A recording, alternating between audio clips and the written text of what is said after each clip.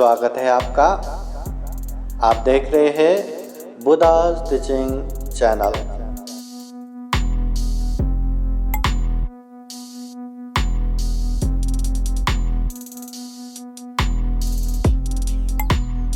सब लोग हाथ जोड़ के बैठे। समन्ता चक्रवालेषु अत्रा गच्छन्तु देवता सततं मुनिराजः शृण्वन्तु सद्गमोक्षदम् धम्मश्रवणकालो अयं भदन्तः धम्मश्रवणकालो अयं भदन्तः धम्मश्रवणकालो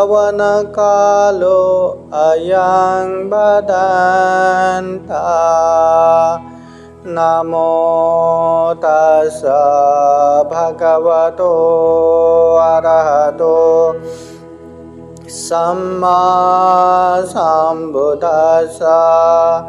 नमो तस्स भगवतो अरहतो सम्मा सम्बुद्दस्स। नमो तस्स भगवतो अरहतो सम्मा सम्बुद्दस्स। पुत्तमते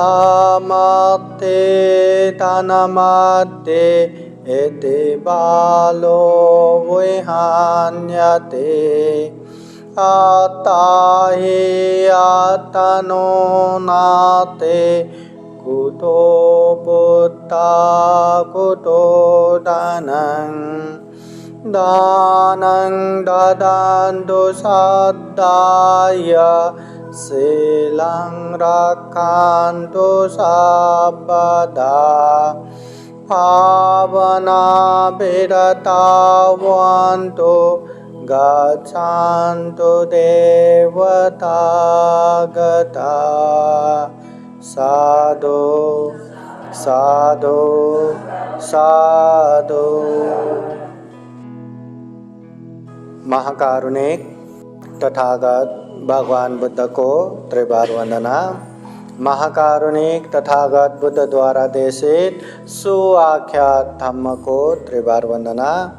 महाकारुणिक तथागत बुद्ध के सुप्रतिपन्न आर्य श्रावक संघ को त्रिबार वंदना।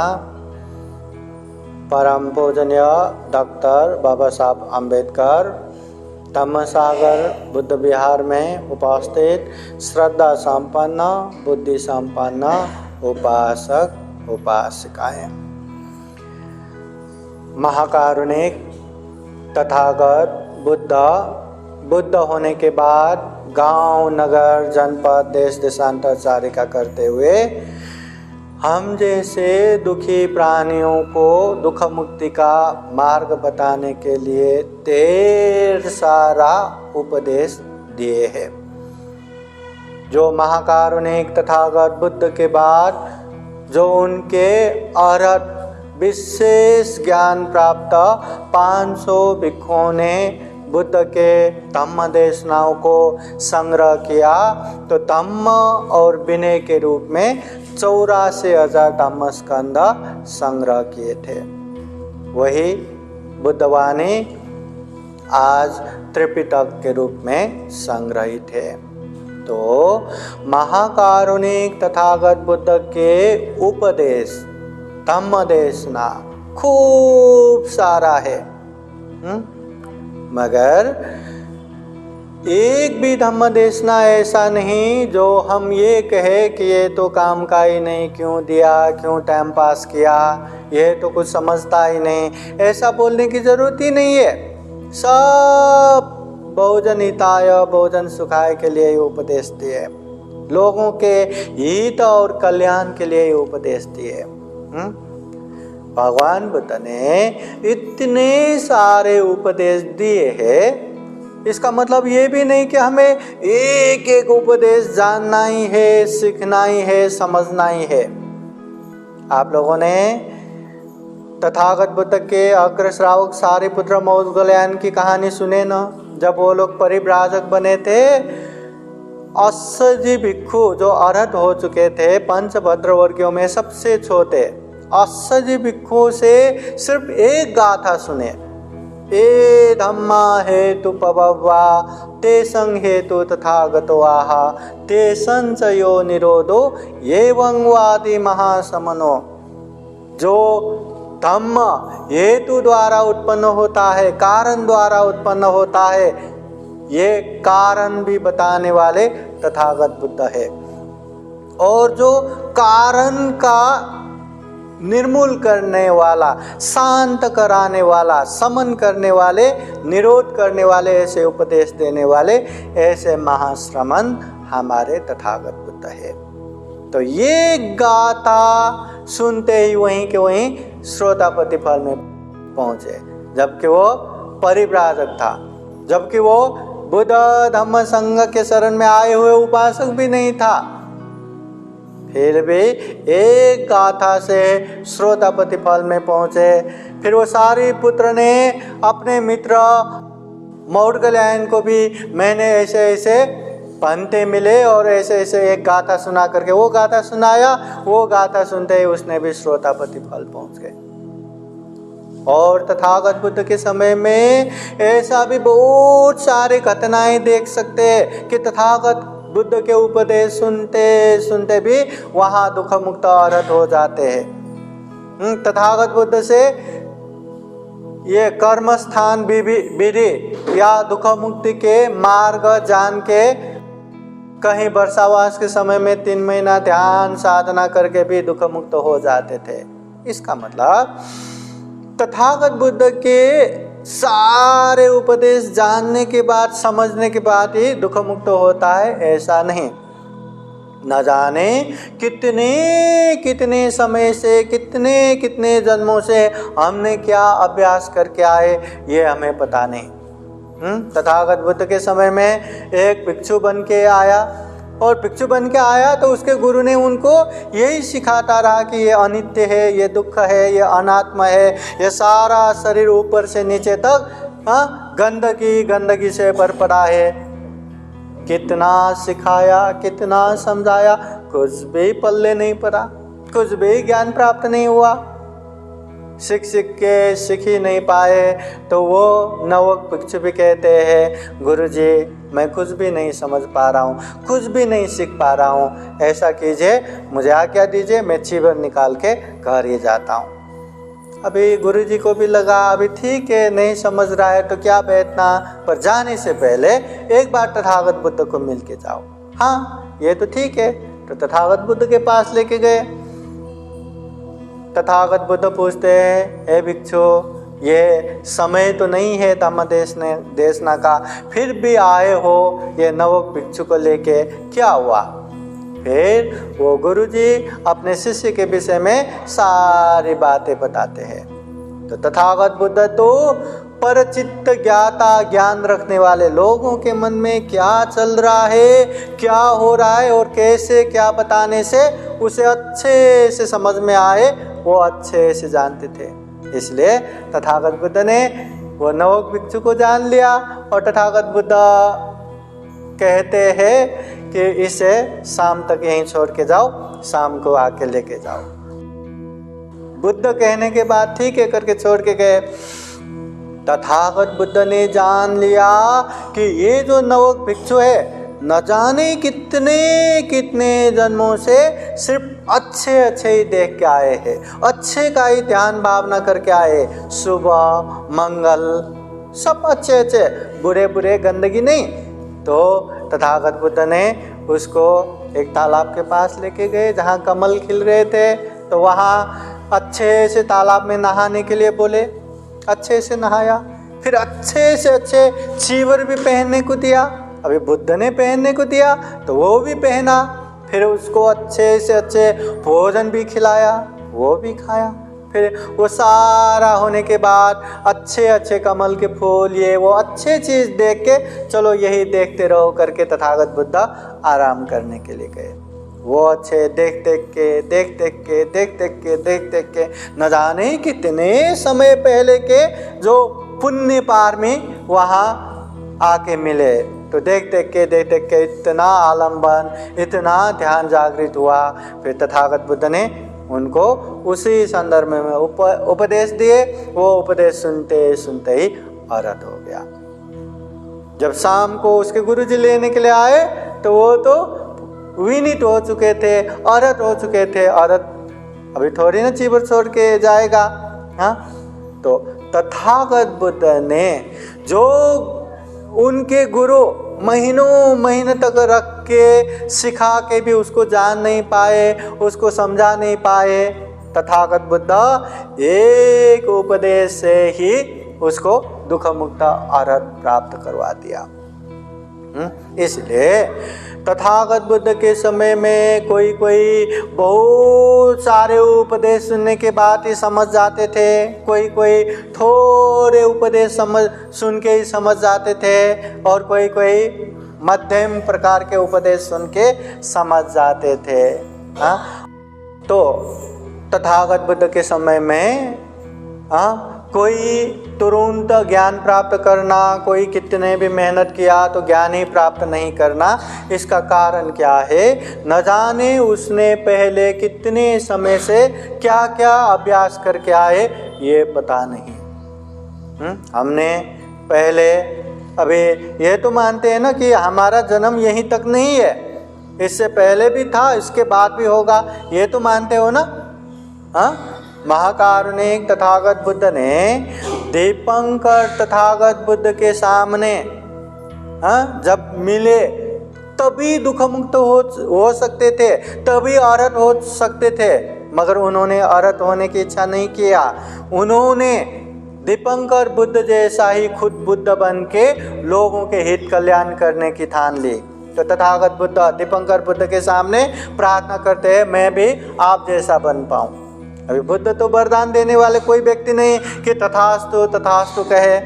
फिर तथागत दीपंकर बुद्ध ने देखे कि ये जो मांग रहा है ये प्राप्त भी कर सकता है कि नहीं, इसमें क्षमता भी है कि नहीं। वो सारा चीज जान के देखने के बाद फिर तथागत बुद्ध नियत व्याकरण करते हैं, मतलब निश्चित रूप से होने वाले भविष्यवाणी करते हैं कि हाँ, एक समय ऐसा आएगा कि ये सिद्धार्थ गौतम बुद्ध बनेगा, इसके पिता शुद्धोधन होगा, माता महामाया देवी होगा, इसके अग्रश्रावक सारिपुत्र होगा, इसके दूसरे अग्रश्रावक मौट कल्याण होगा।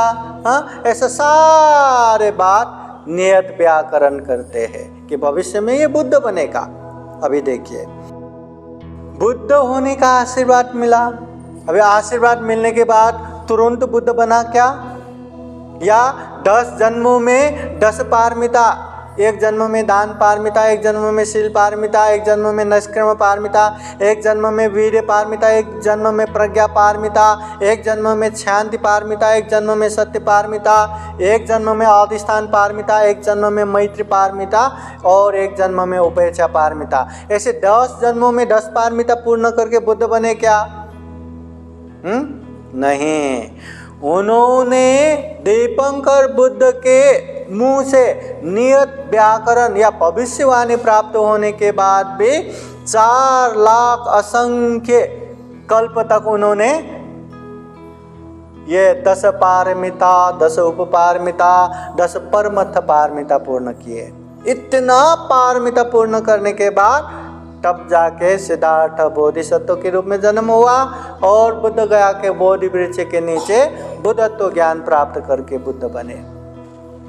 मतलब ये जो प्राणियां है, ये जो इंसान है, जितने भी सत्व प्राणी है, वो जन्म होता है, जन्म होता है तो मरता है। हाँ, फिर मरने के बाद फिर से उसका जन्म होता है, फिर जन्म होता है तो मरता है, फिर जन्म होता है, फिर मरता है, फिर जन्म होता है, फिर मरता है। ऐसे जन्म मरण का कोई ठिकाना नहीं। अनमतज्ञ अनंत संसार तक उसका जन्म मरण जन्म मरण चलता रहता है। तथागत बुद्ध इसी को कहते हैं दुख चक्र। हम दुख चक्र में है। हमारे दुख का अंत ही नहीं है। जन्म हो रहा है फिर मरेंगे, जन्म हो रहा है फिर मरेंगे, बस ये दुख चक्र न जाने कितने कितने समय तक चलता रहता है। तथागत बुद्ध ने जब हमने पताचारा उपासिका की उपदेश सुने ना, पताचारा भिक्षुनी बाद में बन के दुख मुक्त हो गया।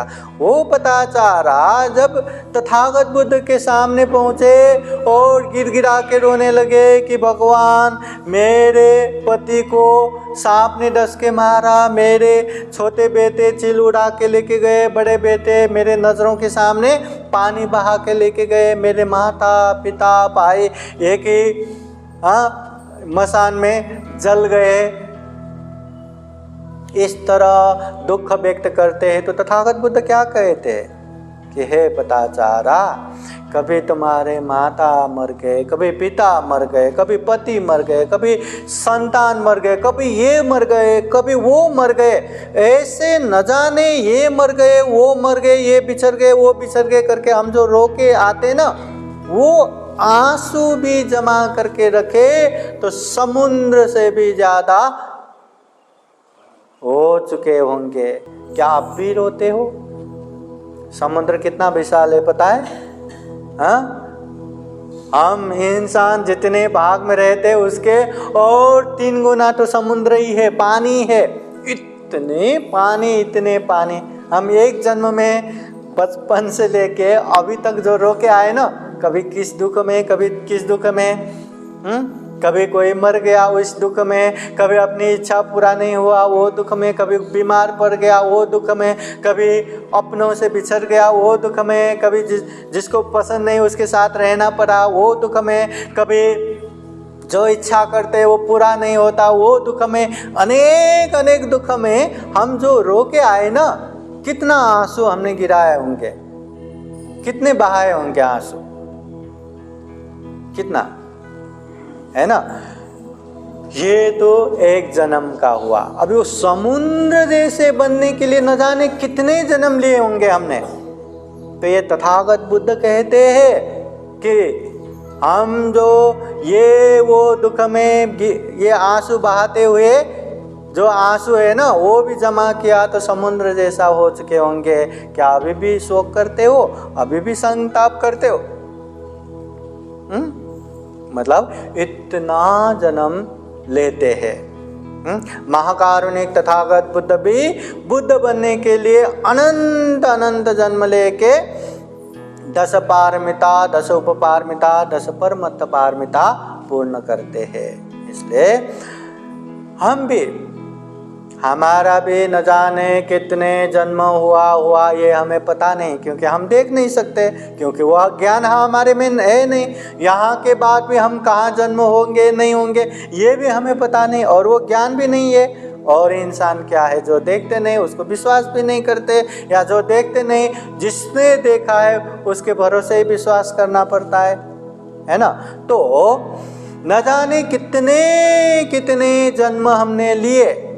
तथागत बुद्ध की वाणी है ना, एक जन्म में खत्म नहीं होता। हाँ, तो कितने जन्मों से हमने न जाने क्या क्या अभ्यास करके आए ये हमें पता नहीं।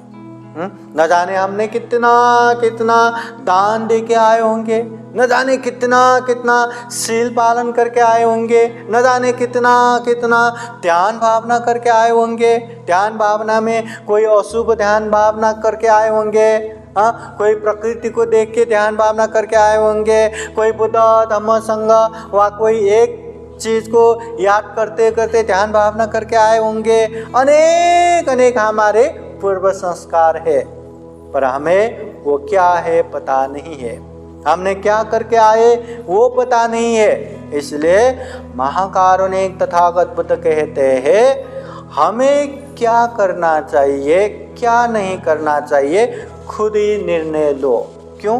क्योंकि अत्ता ही अत्तनो नाथो कोई नाथो परोसिया। हम खुद के मालक खुद ही है, कोई हमारे मालक नहीं है। इसलिए अच्छा करना है क्या अच्छा करो। बुरा करना है क्या, करो, खुद के मालिक खुद ही है। मगर ये ध्यान में रखो कि अच्छा करेंगे तो उसका परिणाम क्या आएगा, अच्छा ही आएगा ना। और बुरा करेंगे तो उसका परिणाम क्या आएगा, बुरा ही आएगा ना। और बुरा आया तो उसमें सुख होगा कि दुख होगा, उससे फिर चिंता तनाव बढ़ेगा कि सुख शांति मिलेगा, फिर चिंता तनाव ही बढ़ेगा। और जो हमें पसंद नहीं है, बस अगर पसंद नहीं है तो अच्छा करो, हाँ अच्छे चीज ही करो। अगर नहीं हमें अशांति भी पसंद है, दुख भी पसंद है, हाँ बुरे से बुरे भी पसंद है, तो बुराई करो, कौन रोकेगा। खुद के मालिक तो खुद ही है। मगर कोई भी इंसान, कोई भी प्राणी दुख नहीं चाहते, अशांति नहीं चाहते, इसलिए अच्छा करो, पुण्य करो। और जब हम पुण्य करेंगे या जब हम कुशल कर्म करेंगे, धातु से मिलता है। मतलब तथागत बुद्ध के समय में तथागत बुद्ध के अग्र श्रावक सारिपुत्र भिक्षु प्रज्ञा में एतदग प्राप्त, और उनके 500 शिष्य थे, उनके साथ 500 भिक्षु लोग रहते थे, और सब के सब प्रज्ञावान।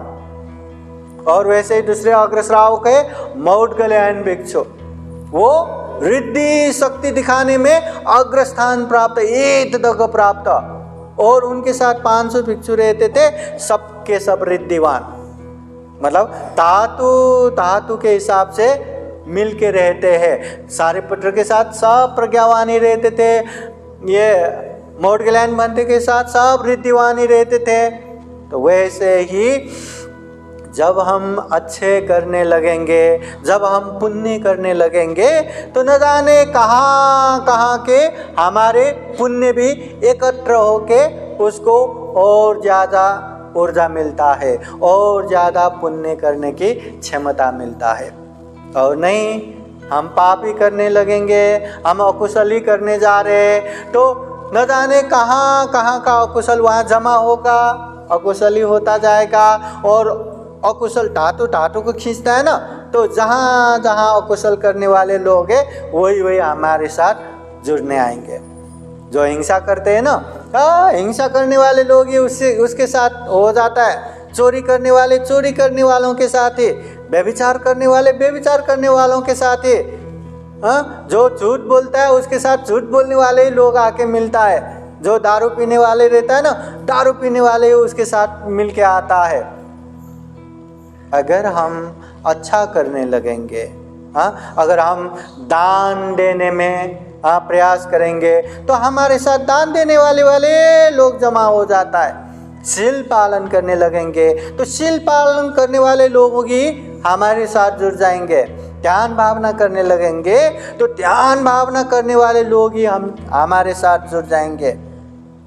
तो हमें क्या चाहिए, दान देने वालों की ग्रुप चाहिए या हिंसा करने वालों की ग्रुप चाहिए? शील पालन करने वाले की ग्रुप चाहिए या व्यभिचार करने वालों की ग्रुप चाहिए? ध्यान करने वालों के ग्रुप चाहिए या चिड़चिड़ा गुस्सा करने वालों का ग्रुप चाहिए? कैसा चाहिए? सबको अच्छा ही चाहिए। दान करने वाले ग्रुप ही चाहिए, शील पालन करने वाले ग्रुप ही चाहिए, ध्यान भावना करने वाले ग्रुप ही चाहिए। मगर ऐसा है तो वो गुण हमें भी दिखाना है, हमें भी वो अभ्यास करना है। हम वो अभ्यास करेंगे तो ऐसे लोग ही हमारे साथ जुड़ जाएंगे। इसलिए हमें जितना हो सके उतना पुण्य करते जाना है, धम्म करते जाना है।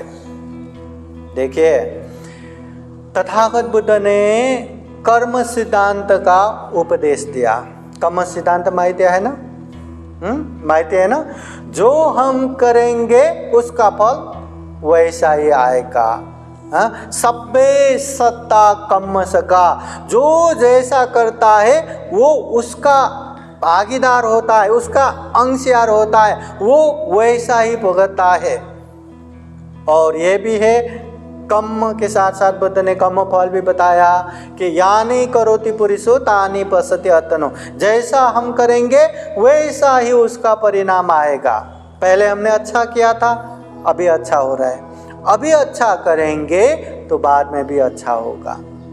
पहले हमने कुछ बुरा किया था इसलिए अभी भी बुरा ही हो रहा है, और अभी बुरा करेंगे तो भविष्य में भी बुरा होगा।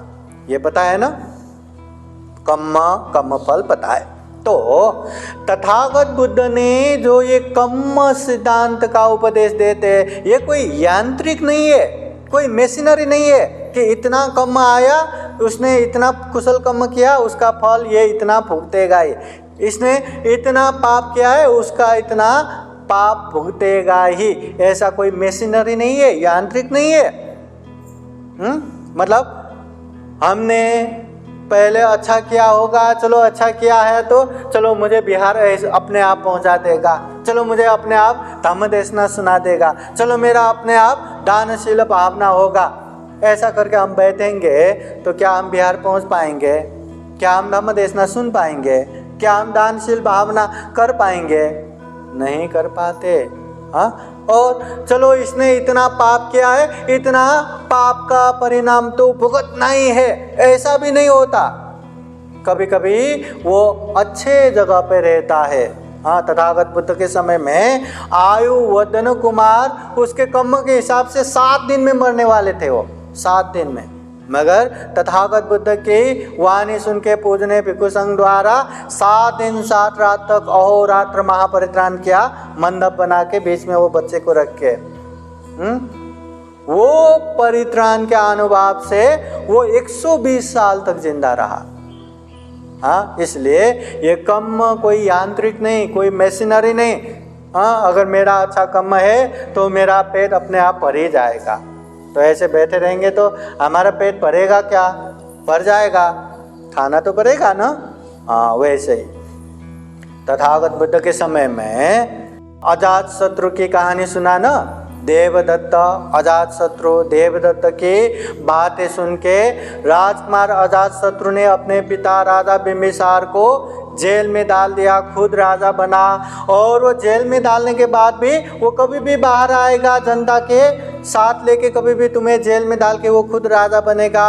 ऐसी बात देवदत्त से सुन सुन के उसने जेल में ही अनेक अनेक यातना दे के, कभी खाना न देना, कभी क्या करना कर करके अंत में यातना दे दे के जेल में ही मार दिया, अपने पिता की हत्या किया। 5 महापाप में एक पाप ये राजा अजातशत्रु ने किया।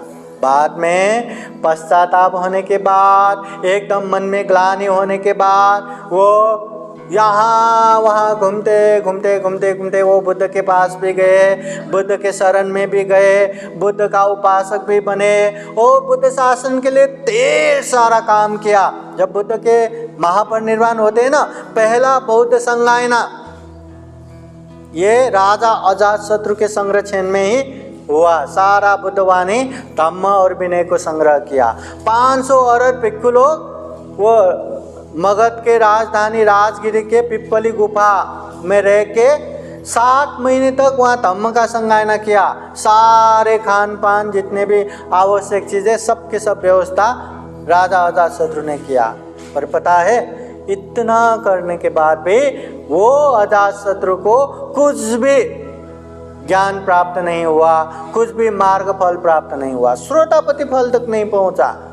क्यों? क्योंकि उसने 5 महापाप किया।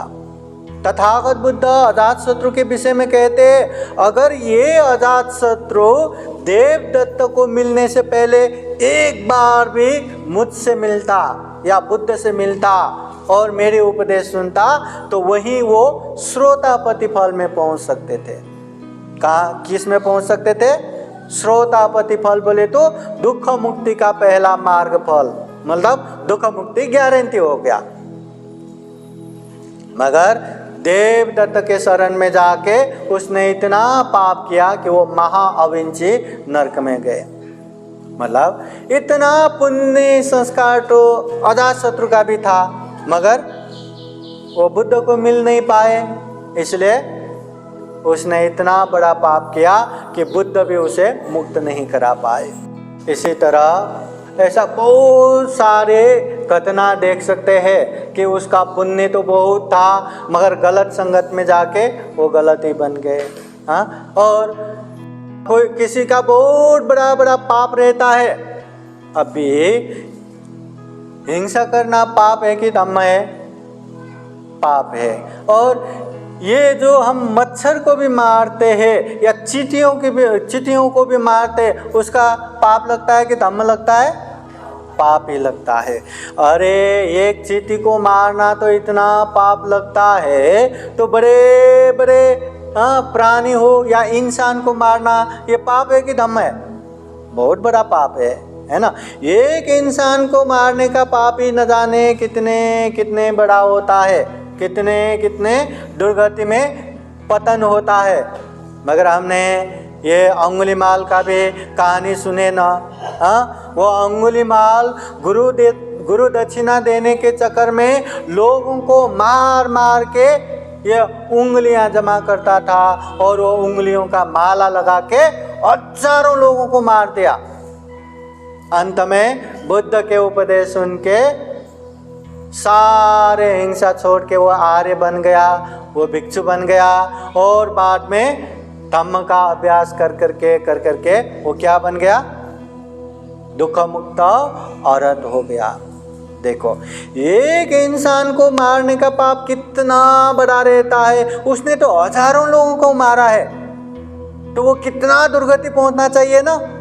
मगर ये तथागत बुद्ध के शरण में जाके धम्म को अभ्यास कर करके वो वहीं से दुख मुक्त हो गया, अरहत हो गया। ऐसा नहीं कि उसके पाप का फल नहीं मिला। वो अंत में लोगों ने पत्थर मार मार के, ये हत्यारा है, इसने मेरे माँ को मारा, इसने मेरे पिता को मारा, इसने मेरे चाचा को मारा, इसने मेरे बेटे को मारा, ऐसे रास्ते में ही पत्थर मार मार के उसको मतलब मरणासन्न कर दिया था। उसी कारण वो मर भी गए, मतलब परिनिर्वाण भी हो गए।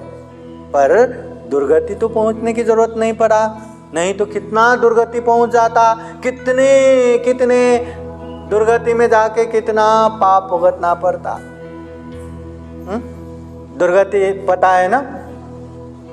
हाँ, तथागत बुद्ध ने सुगति और दुर्गति का उपदेश दिया है। सुगति बोले तो जहाँ अच्छे परिणाम आता है, मनुष्य लोक से देवलोक ब्रह्मलोक सब सुगति में आता है। और दुर्गति जो जहाँ दुख ही दुख होता है, दुख पीड़ा यातना ऐसे ही होता है, ऐसे को दुर्गति कहते हैं। नरक, प्रेत, तिर्यक, असुर, ऐसे 4 अपाय गति को तथागत बुद्ध ने ये दुर्गति कहा है।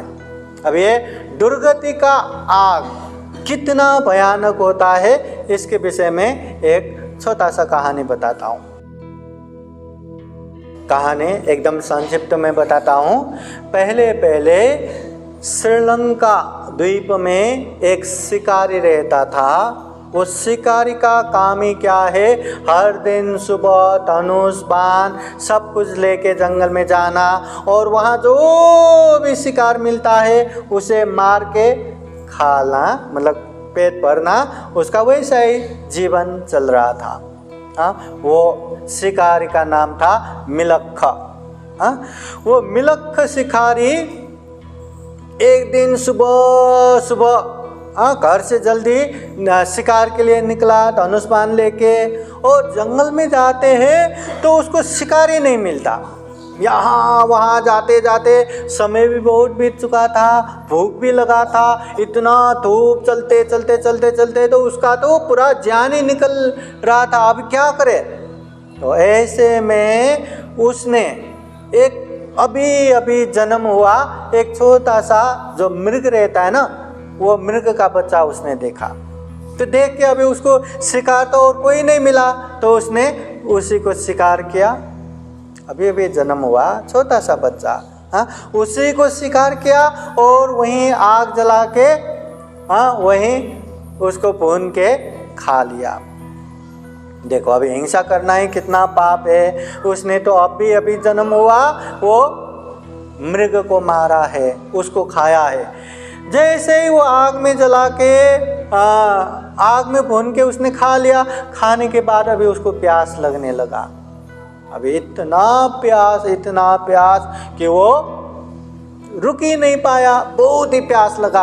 अब क्या करे, तो वो पानी ढूंढने के लिए गया।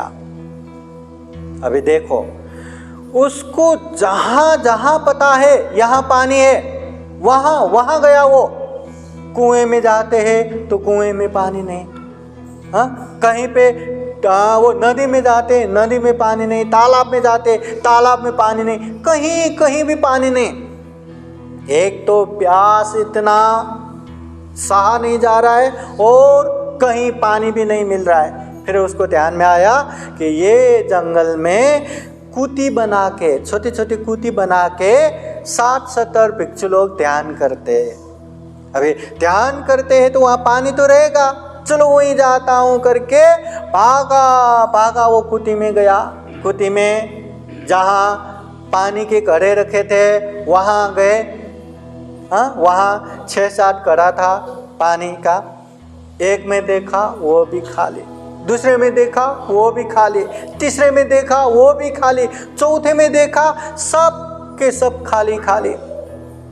फिर वो मिल्ख शिकारी एकदम चिल्लाने लगे, कैसे आलस्य भिक्षु लोग हैं, इतने सारे ध्यान करने के लिए बैठे और पीने के लिए पानी नहीं है। ऐसा बहुत ही एकदम चिड़चिड़ करके चिल्लाने लगे। जब वहाँ के बड़े बंते ने सुना, वहाँ आके देखे क्या हुआ, क्यों चिल्ला रहे हो, तो कहते हैं पानी प्यास लगा करके मैं इधर आया, इतने सारे घर है, एक में भी पानी नहीं, इसलिए मैं चिल्ला रहा था। तो बंदे जी ने कहा, अच्छा तुम्हें प्यास लगा है क्या? हाँ मुझे बहुत प्यास लगा है। बंदे जी वो घड़े में देखते पानी तो भरा हुआ है, एक में देखते पानी भरा हुआ, दूसरे में देखते पानी भरा हुआ, सब के सब में पानी भरा हुआ। फिर बंदे जी कहते ठहरो, ऐसा करो तुम पानी पीने के लिए तैयार हो जाओ, मैं पानी तुम्हें डालता हूँ। ठीक है करके उसने पानी पीने के लिए हाथ किया और बंदे जी ने पहले घड़े का पानी दिया। अब एक इंसान कितना पानी पिएगा? 1 गिलास, 2 गिलास या ज़्यादा से ज़्यादा 4 गिलास, या ज़्यादा ही प्यास लगा है 8 गिलास, कितना पिएगा? मगर देखते ही देखते वो मिल्ख शिकारी ने पूरा घड़ा पानी पर पी लिया। पांडे जी कहते हैं हो गया? बोले तो नहीं, मुझे और पानी पीना है। ठीक है करके बंदे जी ने दूसरे घड़े का पानी भी पिलाया, उसने सबके सब पानी पिया। फिर भी कहते हैं मेरा प्यास नहीं मिटा, मुझे और पानी पीना है। देखते देखते सारा का सारा पानी पिया, फिर भी उसका प्यास नहीं मिटा। फिर बंदे जी कहते हैं कि आज तुमने कुछ तो गलत किया होगा, कुछ तो पाप किया होगा। तुमने क्या किया था?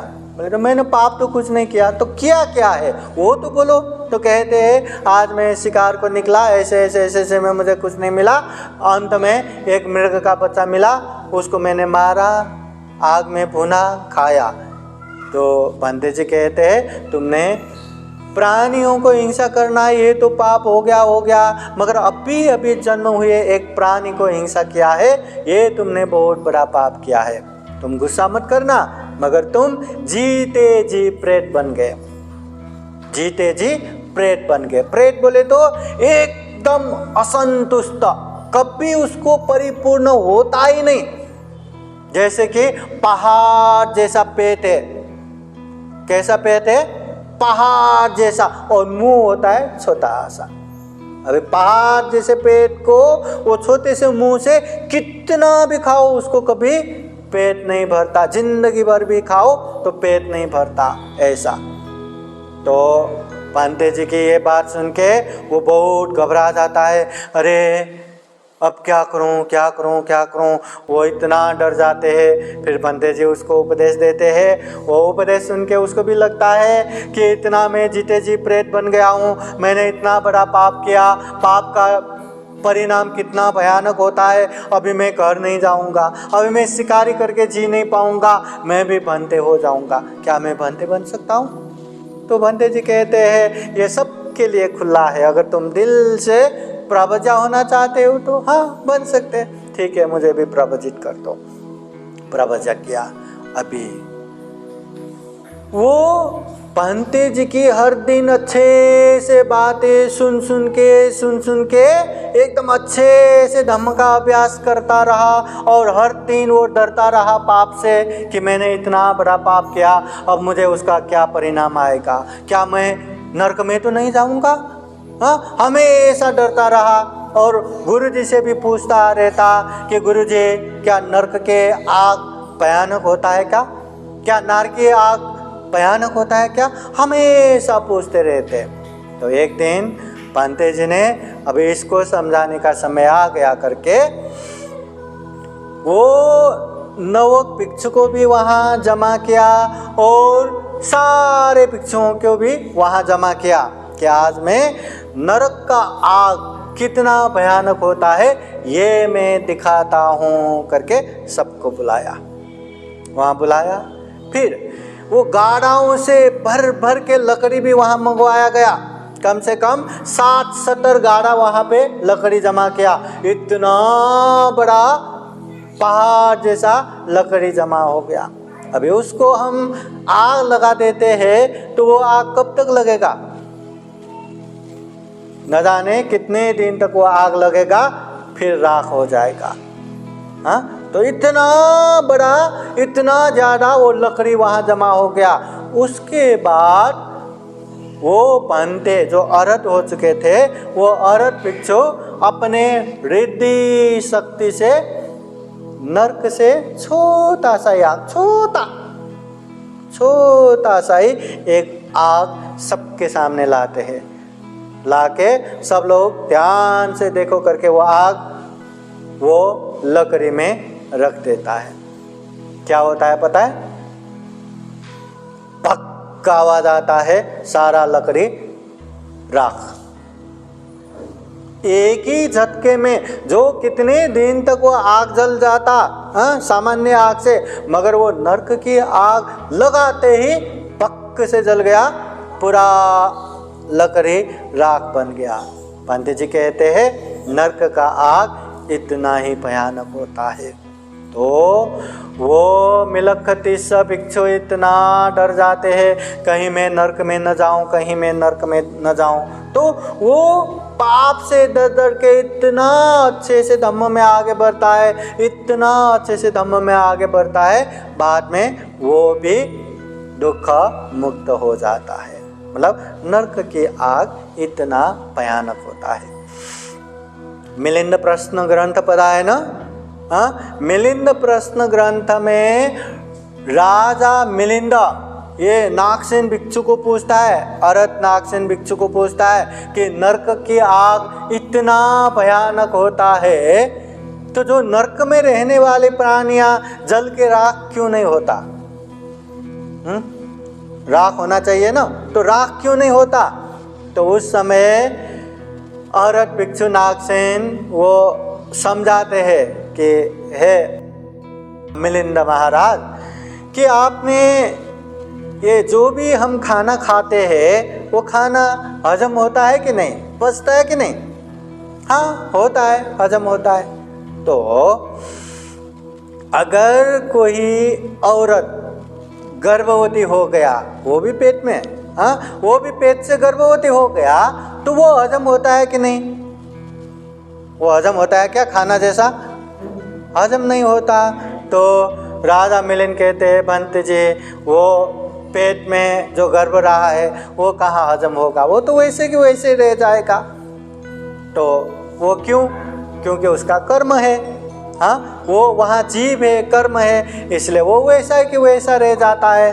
फिर अरहत भिक्षु नागसेन अच्छे से समझाते हैं, इसी तरह नरक में रहने वाले प्राणी भी इतने भयानक आग में जलता है, मगर उसके कर्म रहता है ना, पाप कर्म, तो वो पाप कर्म की वजह से वो राख नहीं होता, वो खत्म नहीं होता, बस वहीं जल जल के वो दुख का भोग करता है, पाप का दुष्परिणाम भुगतता है।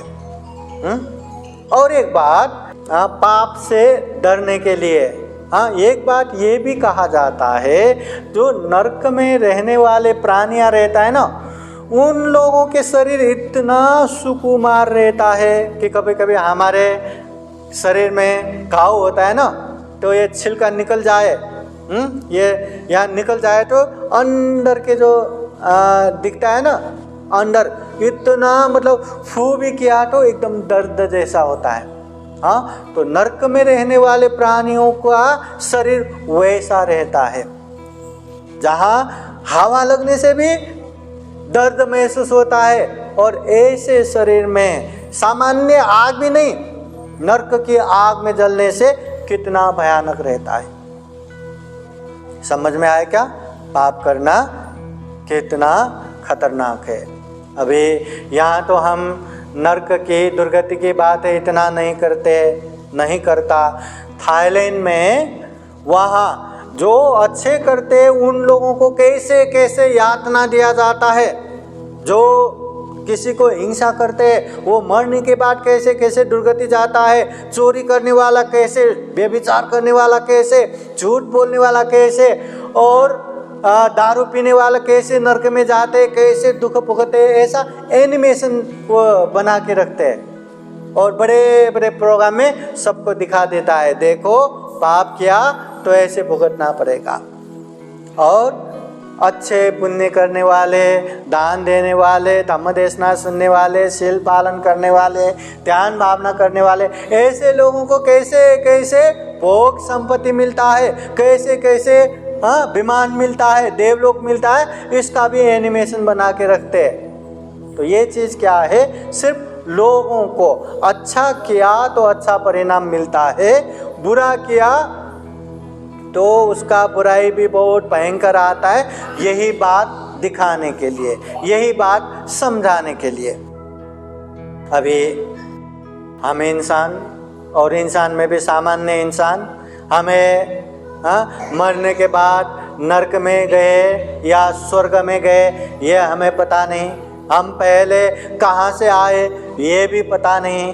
बस इतना पता है, अच्छा करेंगे तो उसका परिणाम अच्छा आएगा, बुरा करेंगे तो उसका परिणाम भी बुरा ही आएगा। और कोई भी इंसान बुराई नहीं चाहते, अच्छा ही चाहते हैं। तो बस हमें अच्छा करते जाना है, करते जाना है, करते जाना है। इद नंदति पेच्छ नंदति, पुण्यकारी उभयत नंदति। जो पुण्य करने वाले हैं, जो धम्म करने वाले हैं, वो यहाँ भी अच्छे से प्रसन्नता पूर्वक रहते हैं और यहाँ के बाद परलोक में भी प्रसन्नता पूर्वक अच्छे से रहते हैं। और जो पाप करते हैं, इद तपति पेच्छ तपति, यहाँ भी तड़पता है और यहाँ के बाद भी तड़पता है, परलोक में भी तड़पता है।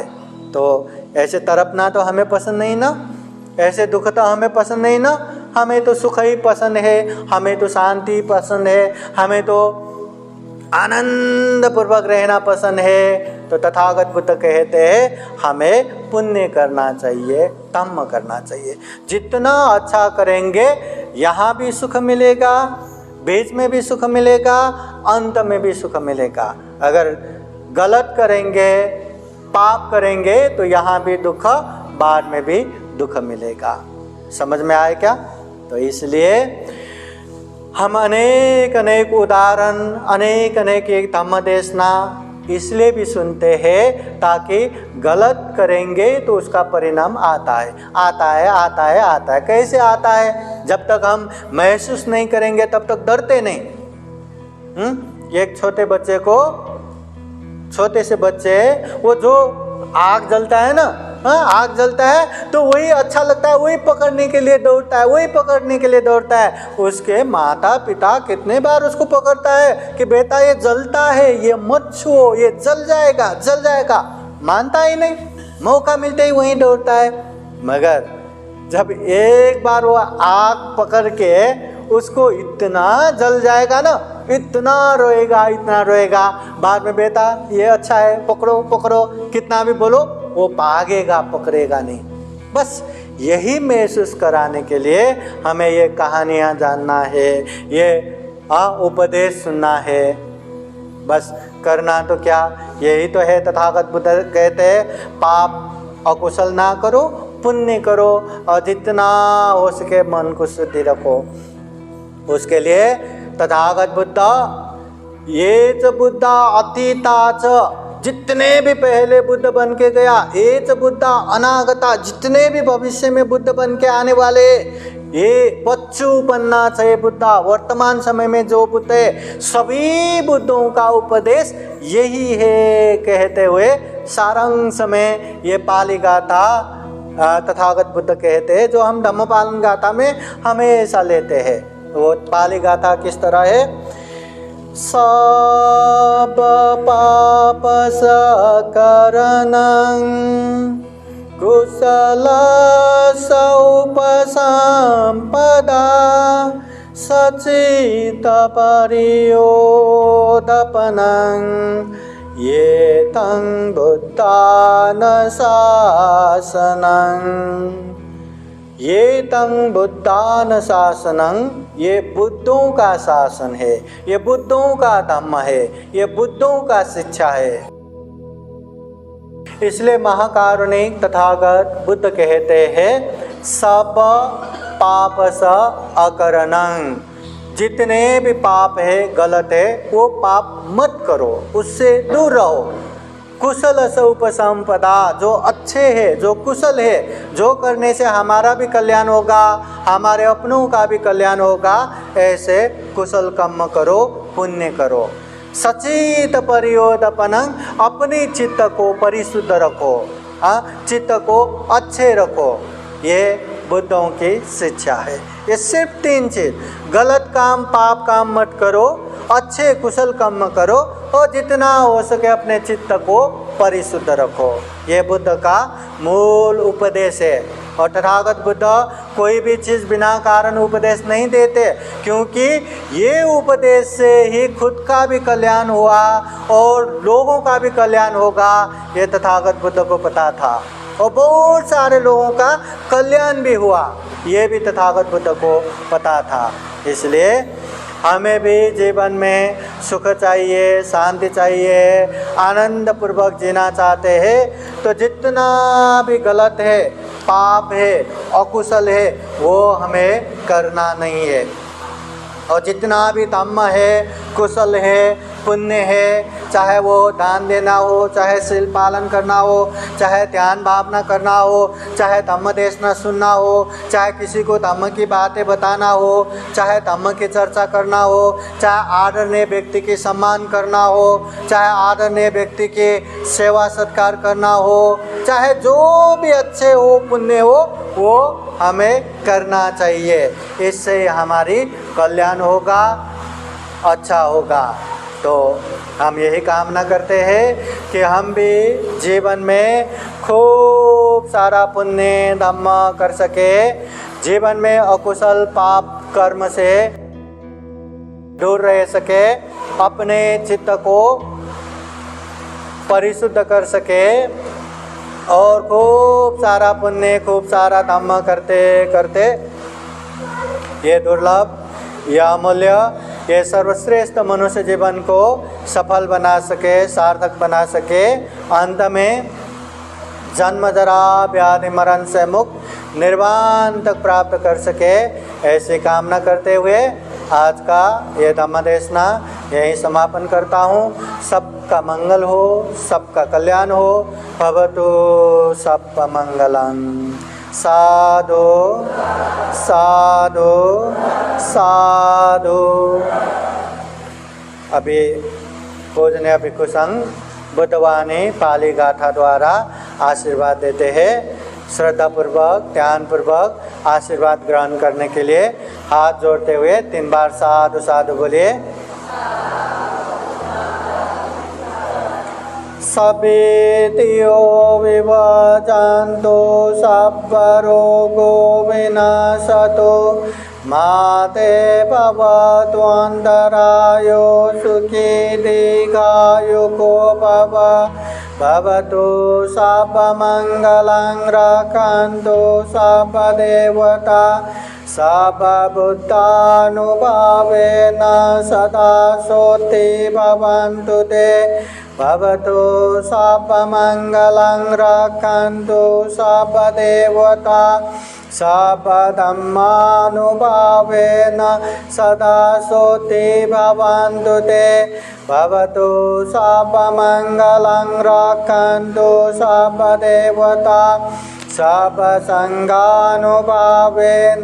सदा सोति भवन्तु ते एचितं पाचितं तुय्यं क्षिप्रमेव समिच्छतु सर्वे पुरन्तु चित्तसङ्कल्पा छन्दोपन्नरसो यथा आयु आरोग्ये सम्पत्ति सर्गसम्पत्तिमेव च अतो निब्बान सम्पत्ति इमिनाते समिच्छतु साधु साधु साधु बुद्धं नमामि धम्मं नमामि संघं नमामि अहं वन्दामि सर्वदा।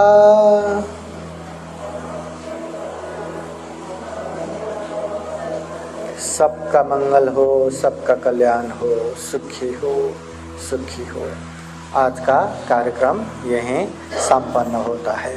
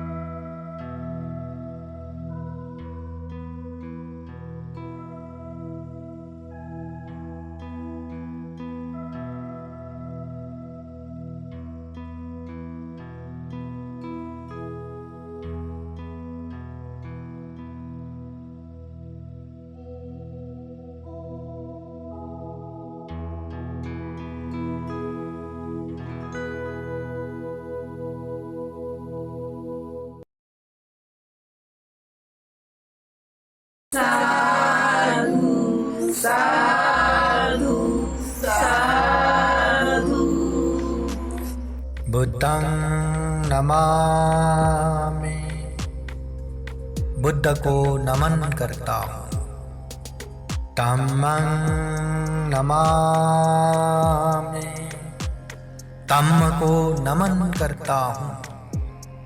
संघं नमामि, संघ को नमन करता हूँ।